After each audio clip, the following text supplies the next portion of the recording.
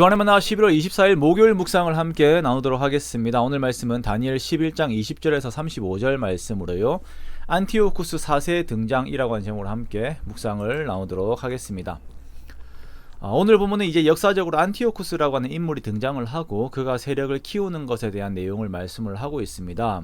어제 이어 오늘도 역사 공부를 해야 할 것 같은데요. 계속적으로 그 이름이 등장하는 안티오쿠스는 유대인들에게 있어서 상당한 신앙적 핍박을 가했던 인물이다 보니까 계속 강조가 됩니다. 안티오쿠스는 로마에서 15년 동안 인질로 억류된 삶을 보내게 됩니다. 아버지 안티오쿠스 3세가 로마와의 평화 협정을 위해서 자신의 아들을 인질로 보내게 되는 것인데요.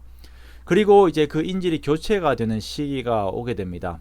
조카 디메트리우스가 대신 인질 생활을 하기 위해서 오게 되고 로마로 오게 되고 교체가 되어서 안티오쿠스는 시리아 지역으로 돌아오게 됩니다. 안티오쿠스는 돌아오는 길에 형의 암살 소식을 듣게 됩니다. 그리고 정권 장악을 위한 또 다른 음모들이 있다는 소식을 듣고 급하게 안디옥으로 돌아와서 자신의 조카를 도와서 5년의 섭정 생활을 하게 되는데요. 그러다가 자신의 조카가 갑자기 죽게 되고 이제 안티오쿠스 4세 통치가 시작이 됩니다. 앞서 이집트 지역을 다스리는 톨레미 왕조와 이렇게 사이가 좋지 않다라고 말씀을 드렸었는데요. 이들이 세워질 때부터 그랬습니다. 자, 이번에는 톨레미 6세가 안티오쿠스가 장악하고 있는 팔레스타인과 페니기아를 회복하겠다고 전쟁을 일으켰지만 이겨내지 못합니다. 오늘 본문 22절에 나오는 넘치는 물과 같은 군대, 그리고 25절에 나오는 남방왕의 큰 군대는 바로 이 톨레미 왕조의 군대를 말하는 것이죠. 그런데 이들이 패하게 되어요. 이렇게 톨레미는 안티오쿠스에게 붙잡히게 되고 시리아에 머물게 되는데, 여기에서 톨레미가 한 가지 제안을 합니다.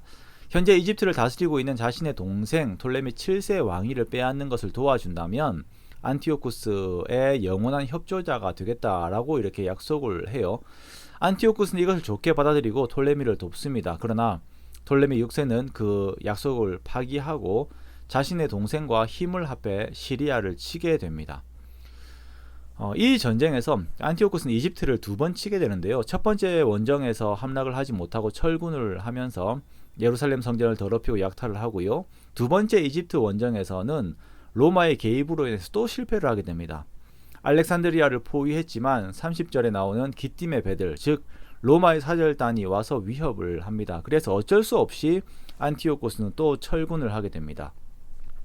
자, 이렇게 안티오쿠스가 안디옥으로 돌아가는 중에 예루살렘은 예루살렘대로의 또한 정치적인 혼란이 오게 되는데요. 자, 이 안에서도 톨레미 왕조와 셀루시드 왕조의 라인을 타려고 하는 자들이 각자 있었기 때문입니다. 대표적으로는 대제사장직에서 쫓겨나서 톨레미 왕조에 기댄 야손이 다시 예루살렘을 장악하려고 합니다. 그러자 안티오쿠스는 이 세력을 진압하고자 용병을 쓰게 되어요. 이 용병들은 예루살렘 성벽을 부수고 다윗성 북쪽에 용병들을 주둔시킵니다. 그리고 이 과정에서 이 이방인 용병들이 제사를 드릴 수 있도록 제우스 신상이 예루살렘 성전에 세워지게 되는 것입니다. 그리고 주전 167년에 종교법이 반포가 되고 본격적인 신앙의 탄압이 시작이 됩니다. 제사와 할례가 금지가 되어요. 자, 이 과정들 속에서 보면 이런 일들이 일어나는 데 있어서 제사장들의 타락들이 먼저 앞서는 것을 보게 됩니다. 앞에서 보았던 대제사장 야손은 강대국들의 권력을 빌어서 예루살렘에서 자신의 입지를 장악하려고 하였고, 또 다른 대제사장 메넬라오스와 같은 자들은 유대교와 헬레니즘을 합친 그림을 그리려고 하였습니다. 어떤 혼합주의를 가지고 오려고 한 것이죠. 즉 이들은 흘러가는 세대에 붙기 위하여서 거기에서 자신의 어떠한 영향을 끼치기 위하여서 신앙의 변질을 가지고 오게 됩니다. 그렇다 보니까 또한 그러한 것들을 이용한 또 외세 세력들이 하나님의 나라를 무너뜨리는 결과들을 가지고 오게 된 것이에요. 이러한 세대의 풍파들 속에서 많은 자들은 이에 속아서 자신의 신앙적인 신념을 저버립니다. 그러나 이들 중에서도 끝까지 믿음을 지키는 자들이 있습니다. 다니엘은 하나님께서 보여주신 환상으로 이러한 신앙인들의 결과들을, 그리고 그 영적 흐름들을 보고 있는 것입니다.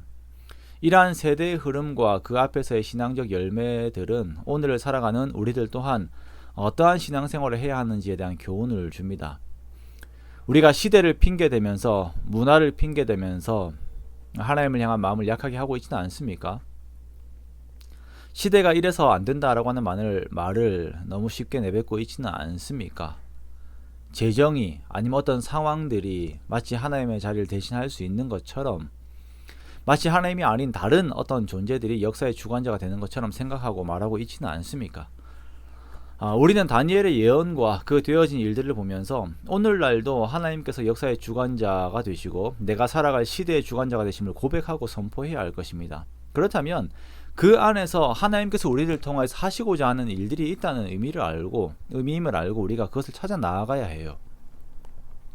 우리의 시대에 우리 각자를 통해서 하나님께서 받으시고자 하는 믿음의 고백과 예배, 그리고 구체적인 사명들이 있습니다.